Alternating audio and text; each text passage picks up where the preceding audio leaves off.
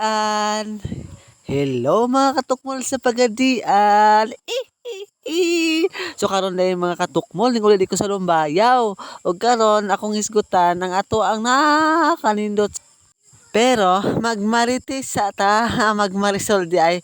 So mo din nilang gibuhat mga katukmol, sila dahil yung mga batanon nga naghinlo sa maong baboy. Unya ang baboy mga tukmol mo din yung mga 20 kilos panisiya.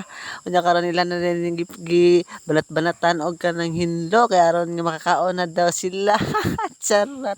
Pero ambil niyo mga katukmol, kini naghinlo diri mga gwapo kay ni. Kana si Ronald Talan. O kana dai si Kuan, ambot si Manoy Dings o kana dai kana mga kon si EG, si Bernard Fritos o kana si Nixon o Hinay. So mo na sila ang mga tikis-kis sa mga katukmol no. Ilang gibanat manatan ang maong baboy aron nga mahiina na ning mahinduan, mahiwa na nila og mahimo na nilang malapa na nila hitcharat. Muli na ako minakagwapa nga ate, siya nabipritos. Ang muli na yung mga silingan, nga na din, anong daghan man kayo na sila mga katukmol, nga nag-iharap na. Agka muli na akong agaw nga si Johnny Ariel, nga pinakagwapo din sa Lumbayaw. Muli na yung iske nga si Pritos Pilnado, kan si Jisame Yanuyan, ang muli na yung guitarist na muli ni Hing, mo samtang naghinuhilo, siya po dahil nagsigi po dahil siya og kanang gitar-gitar, kaya malinga po ng mga tao, mo po din si Gudag, mga katukmol.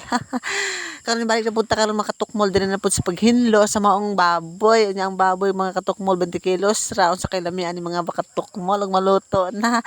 Syempre nindot kini mga katukmol kini lami kini pagkaon ning baboy pero mo gini kini ang gilikayan sa mga salat.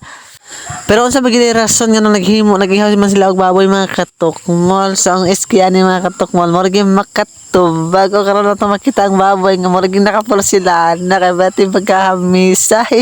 Salat makita na taong mga nagkagis mga gwapo ay mga gwapo na dewa man ni gwapa kay sila man mga laki man naghimo diri mga katukmol. So karon mga katukmol hapit na din mahuman no.